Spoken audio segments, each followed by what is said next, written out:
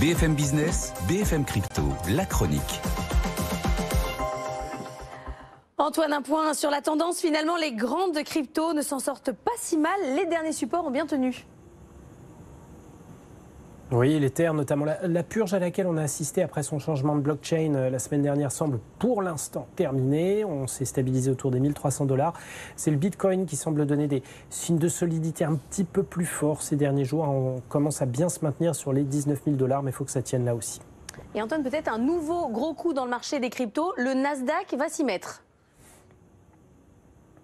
Oui, on se demandait un petit peu ce que faisaient les opérateurs boursiers classiques, les teneurs de places de marché, avec le sentiment qu'ils étaient vraiment dans l'expectative sur les cryptos. C'est donc le Nasdaq qui risque de tirer le premier, mais alors pas du tout dans le trading, plutôt dans la conservation de crypto, c'est-à-dire que le Nasdaq va devenir à terme votre crypto wallet géant pour les Bitcoin et Ether. Dans un premier temps, les deux grandes majors, ce sont des révélations du vice-président Tal Cohen hier.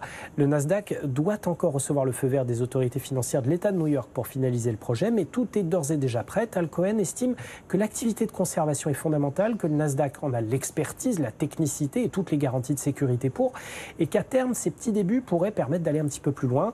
Le développement de services d'exécution d'ordre, de liquidité, de soutien actif à ces marchés.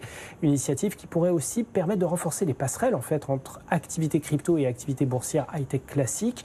Les investisseurs des valeurs du Nasdaq suivant toujours de près ce qui se passe sur les cryptos et réciproquement. Le Nasdaq pourrait donc, avec ses tout petits débuts, devenir à terme un hub de rêve pour réunir un petit peu les deux mondes à Wall Street et confirmer également le lien de tendance qui s'est un petit peu créé entre ces deux marchés aux États-Unis.